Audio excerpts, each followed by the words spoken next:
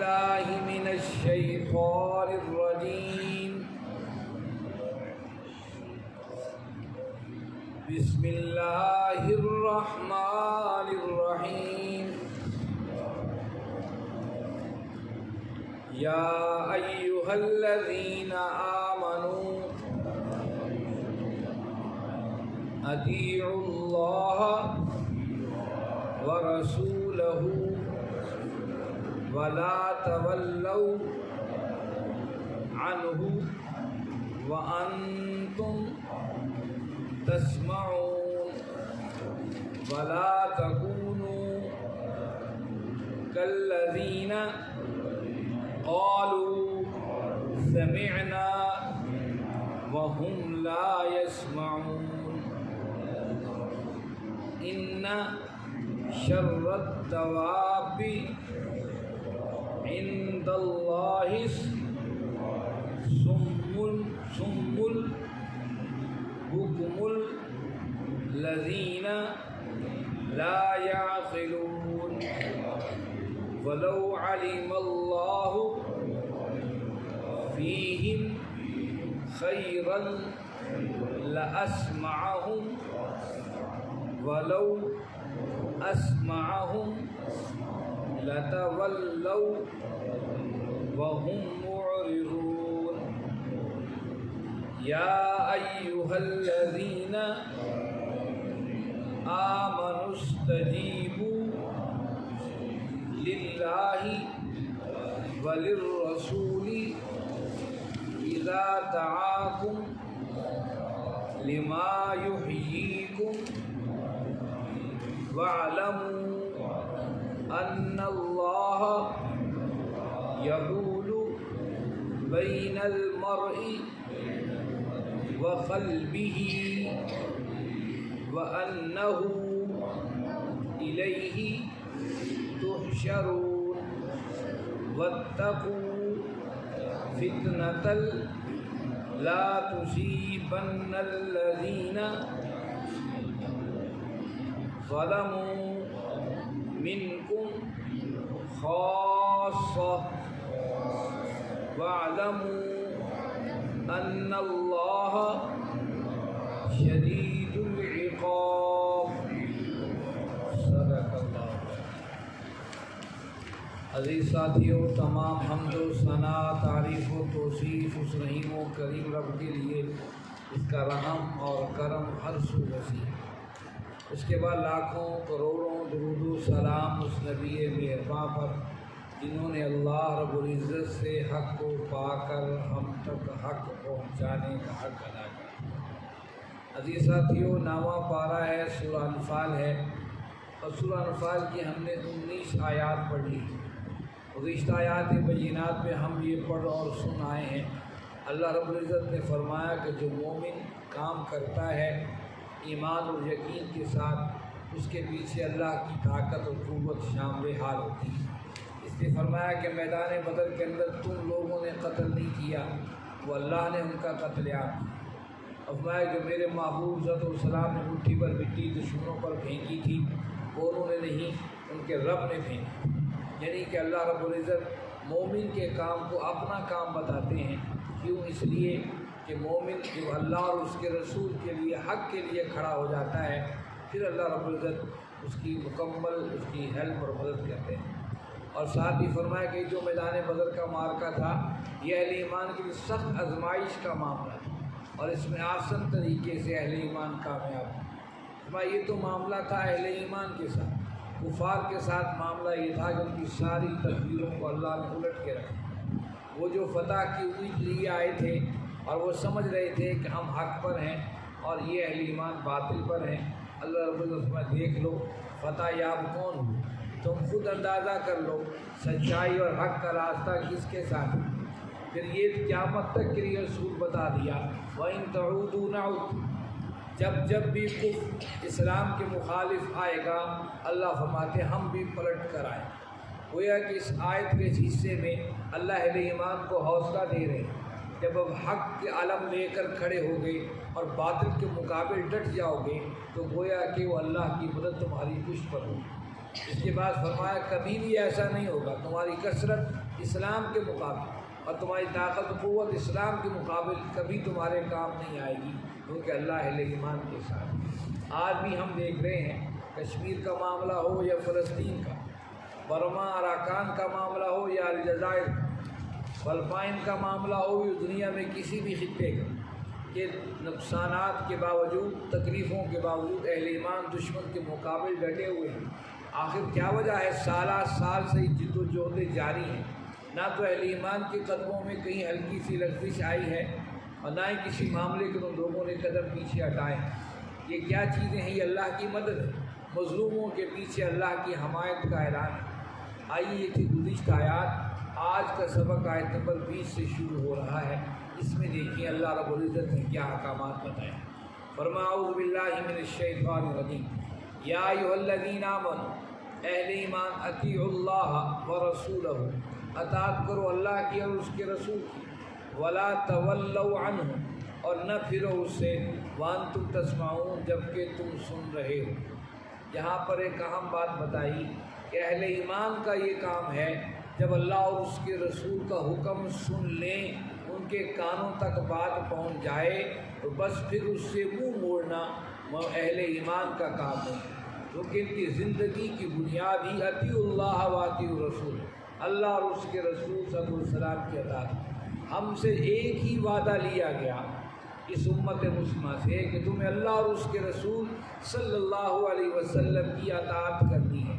اور سن لینے کے بعد اللہ کے نبی صلی اللہ علیہ وسلم منبر پر کھڑے جمعے کا خطبہ ارشاد فرما رہے ہیں، آپ نے کسی شخص سے کہا اجلس، بیٹھ جاؤ۔ ایک صحابی رسول بہت بڑا لکڑی کا گٹھا سر پر اٹھائے مسجد کے دروازے کے سامنے سے گزر رہے ہیں، آپ نے آواز سنی بیٹھ جاؤ، اور وہیں دروازے پر ہی بیٹھ گئے، سر پر گٹھا اٹھایا ہوا ہے اور بیٹھے۔ کسی صاحب نے کہا اتنا وزنی گٹھا تو سر سے اتار لو۔ اللہ کے نبی صلی اللہ علیہ وسلم نے کسی اور سے مسجد کے اندر کسی نے کہا تھا بیٹھ جاؤ، تمہیں تو نہیں کہا۔ فرمایا کیا تم نے قرآن کا حکم نہیں سنا؟ یا ایھا الذین آمنوا اطیعوا اللہ ورسولہ ولا تولوا عنہ وانتم تسمعون، کہ جب تم سن لو اللہ اور اس کے رسول کی اطاعت، اس سے منہ نہ پھیرو۔ میرے کانوں نے سن لیا، بیٹھ جاؤ، مجھے نہیں معلوم کس سے کہا گیا، میں نے حضور صلی اللہ علیہ وسلم حکم پر بیٹھ گیا ہوں، یہ میرا کام ہے۔ یہ تھا صحابہ کا طرز عمل قرآن پر۔ آج ہمارا عمل کیا ہے؟ ہمارا عمل بالکل اس قانون کی طرح ہے جس کو کچھ نصیحتیں کی جا رہی تھیں کہ اللہ کی بندی خیال کیا کر، اپنا احساس کیا کر، اپنی عزت کے بارے میں سوچا کر۔ وہ سنتی رہی، جب اٹھی اس نے اپنے دامن کو جھاڑا، کہا بس یہ نصیحتیں اپنے پاس رکھو، ہم تو چلیں اپنے گھر۔ بات ہماری کچھ ایسی نہ ہو جائے ہم یہاں اللہ اور اس کے رسول کے احکامات سنیں بھی صحیح اور پھر دامن جھاڑ کے اٹھیں، اچھا یہ باتیں تو ماضی کی ہیں، یہ باتیں تو صحابہ کے دور کی ہیں، ہم تو صحابہ بن نہیں سکتے، ہمارے میں تو یہ خصلتیں نہیں ہیں، کیا کریں بس نماز روزہ کیے جائیں۔ قطعاً ایسا نہیں ہے، یہ تو نعوذ باللہ استغفر اللہ، اللہ اور اس کے رسول پر الزام دینا ہے، گویا کہ آپ کی تعلیمات تو بس مکہ اور مدینے تک کی تھی، نعوذ باللہ استغفر اللہ، جو نبی بار بار پکار کر کہہ رہے ہیں انی رسول اللہ الیکم جمیعا، میں تم سب کی طرف رسول بنا کر بھیجا گیا، میرے احکامات قیامت تک کے لیے، کسی دور کسی خاص ماحول کے لیے نہیں ہے، ہر دور کا فرد اس کو قبول کرے، اپنی عملی زندگی میں لے کر آئے۔ اس لیے کہا وانتم تسمعون، سننے کے بعد سب سے بڑی چیز یہ ہے کوشش کی جائے اپنے اندر تبدیلی کی۔ اور پھر اس پر آسانی کیا ہے؟ صحابہ کہتے ہیں جب قرآن کا حکم آیا واتقوا اللہ حق تقاتہ، ڈرو اللہ سے، اس ڈرنے کا حق ہے، ہم بڑے پریشان ہو گئے، ڈر کے قدم رکھتے تھے، ڈر کے نماز کی طرف آتے تھے، ڈر کے اپنے کام اور دیگر امور سر انجام دیتے تھے۔ جب اللہ رب العزت نے دوسرے مقام پر آیت اتاری واتقوا اللہ ما استطعتم، جتنی تم میں استطاعت ہے اتنی تم اللہ کی اس کے رسول کی اطاعت کرو، پھر ہمارے دل میں اللہ کی طرف سے نرمی پیدا ہو گئی کہ اللہ نے ہمیں ہماری استطاعت پر چھوڑا ہے۔ تو میرے بھائیوں، اللہ نے ہمیں اپنے استطاعت پر چھوڑا ہے، استطاعت کے مطابق ہمیں اللہ اور اس کے رسول کی اطاعت کرنی ہے۔ ولا تکونوا کالذین، ولا تکونوا، نہ ہو جاؤ کالذین، ان لوگوں کی طرح، قالوا، جنہوں نے کہا سمعنا، ہم نے سن لیا، وہم لا یسمعون، حالانکہ انہوں نے نہیں سنا۔ اب یہ ایک طرف یہودیوں کا اشارہ بھی ہے اور ایک طرف منافقین کا اشارہ بھی۔ یہودی کیا کہتے تھے؟ اپنے نبی جی ہم نے آپ کی بات سن لی، لیکن عمل ہمیشہ نبی کی مخالفت میں رہا۔ اور منافقین کا طرز عمل میں مدینہ کے اندر ایسا ہی تھا، سن لیتے تھے جی آپ نے جو کہا سمعنا، ہم نے سنی جناب، ہم وہی کریں گے جو آپ کا حکم ہے۔ لیکن جب حضور کی محفل سے اٹھتے اپنی مرضی کے اور اپنی مرضی کے سوچ و فکر و زاویے بناتے تھے۔ قرآن نے کہا وَلَا تَكُونُوا، اہل ایمان ان لوگوں کی طرح ہو جانا، کالذین جنہوں نے کہا قالوا، کہا سمعنا، ہم نے سن لیا، وَهُمْ لَا يَسْمَعُونَ، حالانکہ انہوں نے نہیں سنا۔ پھر اللہ نے ایک مثال دی، ان شر الدواب، بے شک بدترین جانور عند اللہ، اللہ کے ہاں وہ ہیں الصم بکمن، سمن وہ بہرے ہیں، بکمن گونگے ہیں، الذین لا یعقلون وہ عقل نہیں رکھتے۔ اللہ رب العزت نے انسان کو احسن تقویم بنایا، احسن تقویم، لقد خلقنا الانسان فی احسن تقویم، میں نے انسان کو بہترین زاویوں پر اور بہترین خوبصورتی کے پیمانوں پر بنایا۔ لیکن جب یہ انسان اپنے اس کام کو جو اس کی ذمہ داری ہے، اللہ کی عبادت اور اس کی بندگی، جب اس کام کو چھوڑ دیتا ہے، اللہ کہتے ہیں ان شر الدواب، یہ تو بدترین جانور بھی کیا ہے، وہ بھی اپنے مالک کا حکم مان لیتا ہے۔ یہاں ہمارے دوست اور بھائی ہیں، بڑا زبردست ان کا جانور ہے، جب اسے کہتے رک جائے وہ رک جاتا ہے، جب کہے چل جائے چل پڑے وہ چل پڑتا ہے۔ ہماری ہمسائیگی میں رہتے ہیں، بڑا کمال۔ اور وہ جانور جسے ہم سب سے بیوقوف جانور تصور کرتے ہیں، وہ کہ جانور بھی اپنے مالک کے کہنے پر چلتا ہے، انسان اپنے مالک کے کہنے پر، اس کی پوری زندگی اس کے سامنے ہے، کیا وہ چلنے کو تیار ہے؟ ہم دیکھتے ہیں اپنے زندگیوں میں ایسا ہے ہی نہیں۔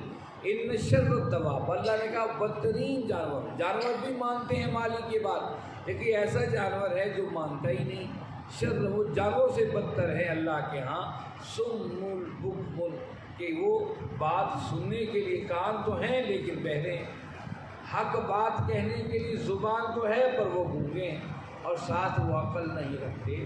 گویا کہ آپ نے ان لوگوں کو جو حق بات نہیں کہنے کو تیار، حق کا ساتھ دینے کو تیار نہیں، ان کو کہا یہ بے عقل لوگ۔ وَلَوْ عَلِمَ اللَّهُ فِيهِمْ خَيْرًا، اور اگر جانتا اللہ فیہم ان میں خیرن کوئی بھلائی کی بات، لَأَسْمَعَهُمْ انہیں ضرور سنا دیتا، وَلَوْ أَسْمَعُوا اگر یہ سن بھی لیتے، لَتَوَلَّوْا وَهُمْ مُعْرِضُونَ پھر بھی یہ پیٹھ پھیر کر اعراض کر جاتے۔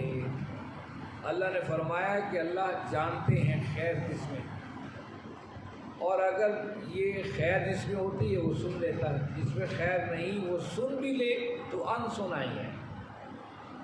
اب اس کے مقابلے میں اہل ایمان کا رویہ کیا ہو؟ یا ایھا الذین آمنوا، اہل ایمان استجیبوا لبیک کہو، للہ وللرسول، اللہ اور اس کے رسول کے حکم پر، اذا دعاکم جب وہ تمہیں پکارے، لما یحییکم اس چیز کی طرف جو تمہیں زندگی دے رہی ہے، وعلموا اور جان لو، ان اللہ یہ کہ اللہ، یحول حائل ہے، بین المرء آدمی کے درمیان، وقلبہ اور اس کے دل کے درمیان، وَأَنَّهُ إِلَيْهِ تُحْشَرُونَ اور یہ کہ اس تمہیں اکٹھا کیا جائے گا میدان حشر۔ اس آیت میں پچھلی آیتوں کے مقابلے میں اہل ایمان کا رد عمل بتایا ہے۔ جو منافق ہے وہ سنی انسنی کیے رکھتا ہے، حالانکہ اللہ نے اسے کان دی ہیں، سنتا تو ضرور ہے لیکن دل اس کی طرف امڑتا نہیں ہے۔ زبان تو موجود ہے لیکن حق کی حمایت میں زبان نہیں چلتی ہے، چغلی، غیبت، حسد دوسرے کاموں میں خوب چلتی ہے لیکن حق کے مقابلے میں نہیں چلتی۔ اور فرمایا کہ اللہ تم کو سنواتا ہی نہیں، کہ سنوا بھی دے اس قسم کے لوگوں کو جن کے دلوں کے اندر قدورتیں اور نفرتیں اور مخالفتیں ہیں، تو وہ سنی انسنی ایک ہی بات۔ اس کے مقابلے میں اہل ایمان کیا، استجیبوا للہ، لبئی کہتے ہیں اللہ اور اس کے رسول کے حکم پر، استجیب فوراً لبئی کہتے ہیں، یہ اہل ایمان کا رویہ۔ جہاں اللہ اور اس کے رسول کا حکم سن لیں، لبئی یا رسول اللہ، یا اللہ میں حاضر، اور اس وقت وہ حاضر ہو جاتے۔ صحابہ کا طرز عمل دیکھیں، عبداللہ ابن عمر رضی اللہ تعالیٰ عنہ حج کے لیے جا رہے ہیں، یہ عمر فاروق رضی اللہ تعالیٰ عنہ کے بیٹے ہیں، آپ حج کے لیے جا رہے ہیں، آپ ایک جگہ، آپ کے ساتھ آپ کے دوست احباب بھی ہیں، ساتھی بھی ہیں، آپ ایک جگہ اپنی سواری سے اترے اور کچھ دور آگے جا کر بیٹھے، پھر وہاں سے اٹھے کچھ دور اور آگے جا کے بیٹھے اور ایک تنکا لے کر زمین کو کھریدنے لگے۔ یہ بڑا عجیب کام تھا۔ دوست ان کے ساتھ رفیق سوچنے لگے شاید کوئی کام ہوگا، شاید پیشاب کرنے کے لیے بیٹھے ہوں گے، شاید کسی اور کام میں مصروف ہوں، کیونکہ عبداللہ ابن عمر سنجیدہ بندے ہیں، ایسے سنجیدہ بندے ہیں اپنے باپ عمر کے خطبے کے دوران بھی بات کہہ سکتے ہیں، ابا اس سوال کا جواب دیجیے۔ اور صحابہ کے اندر عبداللہ ابن عمر رضی اللہ عنہ کا ایک مقام حاصل تھا، فقہی لحاظ سے، دینی لحاظ سے ان کی رائے کو فوقیت دی جاتی تھی، ان کا ایک مقام تھا۔ اب صحابہ نے سوچا یہ سنجیدہ صحابی ہیں، یقیناً کوئی کام کر رہے ہوں گے۔ آپ وہاں سے پلٹے اور آپ نے آ کر اپنے دوستوں سے کہا دوستو آپ نے مجھ سے پوچھا نہیں میں اترا کیوں تھا اور وہاں پر کیا کر رہا تھا۔ دوست کہنے لگے آپ سنجیدہ انسان ہیں، باشعور انسان ہیں، کوئی آپ اہم کام کر رہے ہوں گے۔ اب اس بات پر عبداللہ ابن عمر رضی اللہ عنہ کیا خوبصورت جواب دی۔ آپ نے فرمایا میں اللہ کے نبی صلی اللہ علیہ وسلم کے ساتھ تھا، آپ ہم اسی درخت کے نیچے رکے تھے اور یوں ہی سواری سے اترے تھے، کچھ دور آگے جا کر بیٹھے، پھر اس کے بعد کچھ دور آگے جا کے بیٹھے اور تنکا لے کر زمین پہ کھریدنے لگے۔ مجھے معلوم نہیں ہے حضور کیوں اترے تھے، مجھے معلوم نہیں حضور وہاں پر کیوں بیٹھے تھے، مجھے معلوم نہیں ہے کہ آپ زمین پر کیا کھرید رہے تھے، لیکن جب میں اس درخت کے نیچے آپ لوگوں کے ساتھ آیا مجھے اپنے آقا کریم صلی اللہ علیہ وسلم کی بات یاد آ گئی، میں نے اس سنت کو زندہ کرنے کا ارادہ کر لیا، میں سواری سے اترا اسی جگہ پر بیٹھا اور آگے جا کر تنکے کو کھریدنے لگا۔ یہ صحابہ کی سنجیدگیاں اللہ اور اس کے رسول کے ساتھ جڑی ہوئی تھی۔ حالانکہ بظاہر تو یہ عجیب معاملہ لگتا ہے، لیکن چونکہ اللہ کے نبی صلی اللہ علیہ وسلم نے عمل کیا تو عبداللہ بن عمر جیسے سنجیدہ شخصیت بھی نہیں معلوم کہ آپ نے یہ کیوں اور کس موقع پر، کن حالات میں، کن وجوہات میں، واللہ عالم وحی اتر رہی تھی یا کوئی آپ بات سوچ رہے تھے، نہیں معلوم، لیکن معلوم یہ ہے کہ میرے آقا کریم نے ایسا کیا تھا، عبداللہ بن عمر ویسا کیا۔ یہ صحابہ کی زندگیاں ہیں، اللہ اور اس کے رسول کی آواز پر لبیک کہیں۔ یہ حنظلہ رضی اللہ تعالیٰ عنہ ابھی ان کی شادی ہوئی ہے، ابھی پہلی رات ہی گزاری ہے اور ابھی رات ابھی باقی ہے اور آواز سنتے ہیں کہ اللہ کے نبی صلی اللہ علیہ وسلم میدان احد کو روانہ ہو گئے۔ یہ صحابی فوراً اٹھتے ہیں بستر سے، اپنی بیوی کو چھوڑتے ہیں اور تلوار دیوار پہ لٹکی ہے اسے کھینچتے ہیں اور بیوی کہتی ہے کہ قمیص پکڑ کر اللہ کے بندے کہاں جاتے ہو؟ کہا میں نے اللہ کے رسول کی آواز سن لی ہے، بلال پکار رہے ہیں کہ جسے معلوم نہیں وہ جان لے کہ اللہ کے نبی صلی اللہ علیہ وسلم میدان احد کو روانہ ہو چکے۔ کیا کیفیتیں تھیں، کیا کیفیت تھی۔ اور ایک واقعہ اس سے بھی بڑا زبردست ہے، اس سے آگے انہوں نے قمیض جو بیوی نے پکڑی تو انہوں نے زور سے زور لگایا اور قمیض پھٹ گئی، وہ پھٹے قمیض کے ساتھ بھاگنے لگے۔ بیوی نے آواز دی اللہ کے بندے شادی رات کے اندھیرے میں ہوئی تھی، ہم غریب لوگ ہیں دیا تک نہیں جلا سکتے ہیں، دن ہو جانے دو، میں تمہاری شکل تو دیکھ لوں جس سے شادی ہوئی، اگر تم شہید ہو گئے پہچان تو لوں گی۔ اور وہ بھاگتے ہوئے کہتے ہیں کہ دیکھو یہ ٹکڑا جو کپڑے کا تمہارے ہاتھ میں پھٹ کر آ گیا ہے، اسی کو قبر میں اپنے ساتھ لے کر آ جانا اور میدان حشر میں اسی ٹکڑے سے تم مجھے پہچان لو گی اگر میں شہید ہو گیا کہ تمہارا شوہر کون ہے۔ کیا معاملہ تھا۔ اور پھر جب میدان کارزار پہنچے تو اللہ کے رسول کو جا کر اپنی ڈیٹیل لکھ دے، یا رسول اللہ میں کن حالات میں آیا، بس لڑے دشمن سے لڑتے لڑتے شہید ہو۔ اب شہید ہو گئے تو بیوی آئی کہنے لگی ان کو غسل فرض تھا یا رسول اللہ صلی اللہ علیہ وسلم، انہیں نہلا کے تدفین کیجیے۔ اللہ کے رسول اپنے صحابہ کے ساتھ جب ان کو تلاش کرنے کے لیے آئے، دیکھا تو سر کے بالوں سے پانی قطرے گر رہے، فرمایا یہ تو غسیل الملائکہ ہے، اللہ کے فرشتے نے پہلے ہی نہلا چکے ہیں۔ کیا کمال ہے، کیا چیز ہے۔ یہ وہ ایمان کی کڑیاں تھیں، یہ ایمان کے وہ روشن مینار تھے جس پر اس امت کل قائم ہوئی تھی، اب بھی اس امت نے اسی انداز سے قائم ہونا ہے۔ اور اسی حوالے سے ایک بات یاد رکھیے، اللہ کے نبی صلی اللہ علیہ وسلم نے اپنے صحابہ سے پوچھا بتائیے میرے صحابہ خوبصورت ایمان کس کا ہے، خوبصورت ایمان کس کا ہے؟ صحابہ کہنے لگے یا رسول اللہ صلی اللہ علیہ وسلم خوبصورت ایمان تو جبریل کا ہوگا، ایک طرف اللہ کسی کی بات سنتا ہے پھر آپ تک پیغام پہنچا کے لے کر آتا ہے۔ آزما خوبصورت، اس کا ایمان پختہ تو ہو سکتا ہے، خوبصورت کیسے ہو سکتا ہے؟ اللہ کی آواز بھی سن رہا ہے اور مجھے بھی دیکھ رہا ہے۔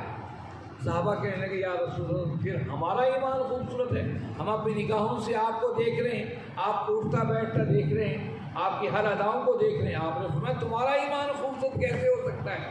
تم تو مجھے دیکھ رہے ہو، وہی اتر رہی ہے اور میں تمہارے سامنے پیغام حق رکھ رہا ہوں، تمہارا ایمان پختہ تو ہو سکتا ہے پر خوبصورت ایمان تمہارا نہیں۔ صحابہ نے مجھے عرض بھی بتائیے مزین ایمان، خوبصورت ایمان کن لوگوں کا ہے؟ فرمایا ان لوگوں کا ایمان خوبصورت ہے جن نہ تمہیں دیکھا ہوگا نہ مجھے دیکھا ہوگا، تمہیں بھی نہیں دیکھا ہوگا کہ جو میرے ساتھی ہوں تمہیں بھی نہیں دیکھا ہوگا نہ مجھے دیکھا ہوگا، لیکن میرے نام پر میرے رب کے نام پر وہ کٹ مریں گے اور اپنی زندگیاں انہیں کے احکامات کے مطابق گزارتے چلے جائیں گے، ان کا ایمان سب سے خوبصورت ہے۔ آپ کے ایمانوں کی گواہی تو اللہ اور اس کے رسول دے رہے ہیں، لیکن آپ اور ہم یہ سمجھیں کہ نہیں جی یہ پرانی باتیں تھیں اب بس ثواب کے لیے ہم سنتے چلے جائیں، قطعاً ایسا نہیں ہے۔ اس کے احکامات کو ہم نے اپنی زندگی میں اتارنا ہے۔ اہل ایمان سے استجیبوا لبیک کہو، اللہ اور اس کے رسول کے احکام اذا دعاکم جب وہ تمہیں پکارے لما یحییکم کے حوالے سے دو باتیں یاد رکھیں۔ ایک تو مکمل آپ کی شریعت کے حوالے سے کہ آپ اہل ایمان کو شریعت اللہ کے احکامات کی طرف بلا رہے ہیں، یحییکم اللہ کے احکامات انسان کو زندگی دیتے ہیں۔ ایک حدیث میں آتا ہے جو حدود اللہ کی حدیں جس زمین پر نافذ کر دی جاتی ہیں وہ زمین زندہ ہو جاتی ہے، وہاں کے لوگ زندہ ہو جاتے ہیں۔ حدود کیا ہے؟ چور کے ہاتھ کاٹ دینا، زانی کو سزائیں دینا، ٹھیک ہے، قاتل کو سزائیں دینا، جو ہے محاربی کو جو دہشت گرد ہیں ان کو شریعت کے مطابق سزائیں دینا، اس کے بارے میں فرمایا اس علاقے میں خطے میں زندگی دوڑ جاتی ہے۔ آپ کے پورے احکامات کے اندر زندگی ہے، آپ کے احکامات مسلمان مانے نہ مانے، کافر بھی اسے تسلیم کریں ایمان کے بغیر بھی تو انہیں بھی اللہ ضائع نہیں کرتا۔ لیکن دوسری بات یہاں مفسرین نے چونکہ سورہ انفال کا تذکرہ ہے، غزوہ بدر کا تذکرہ ہے، جہاد و قتال کا تذکرہ ہے، انہوں نے کہا کہ اس سے مراد جہاد ہے، یحییکم جہاد زندگی دیتا ہے، جہاد زندگی دیتا ہے۔ بتائیے آج زندگی ہے کہ نہیں؟ دنیا کے 57 اسلامی ملکوں کی کوئی حیثیت نہیں ہے، ان لوگوں کی حیثیت ہے جو کفار کی نگاہوں میں نگاہیں ڈال کر پوری قوت کے ساتھ کھڑے ہیں اور اپنے ہر لحاظ سے ان کا مقابلہ کر رہے ہیں، انہی کو دنیا آج زندہ مان رہی ہے۔ تو گویا کہ فرمایا کہ حضور جس کی طرف بلاتے ہیں چاہے جہاد ہے یہ شریعت، اس کی طرف آ کر تم مرو گے نہیں، مردہ نہیں ہوگے، زندہ رہو گے۔ وَاعْلَمُوا اور جان لو ان اللہ یہ کہ اللہ یحول بین المرء وقلبہ وہ بندے اور اس کے دل کے درمیان حائل ہے۔ یہ کس طرح حائل ہے؟ اس طرح حائل ہے جب انسان کسی خیر کا ارادہ کرتا ہے تو اللہ رب العزت اس کے پشت پہ ہوتے ہیں، ٹھیک، جب وہ خیر کے ارادے سے پیچھے ہٹ جاتا ہے اللہ بھی پیچھے ہوتا ہے۔ اس کی عام مثال آپ ذہنوں میں رکھیے، اذان کی آواز آپ نے سنی، کسی بھی نماز کے اذان کے وقت آپ فوراً لبیک کہتے ہوئے تیاری کے لیے اٹھ کھڑے ہوئے ہیں، آپ تکبیر تحریمہ تک مسجد کے اندر جماعت تک پہنچ سکتے ہیں۔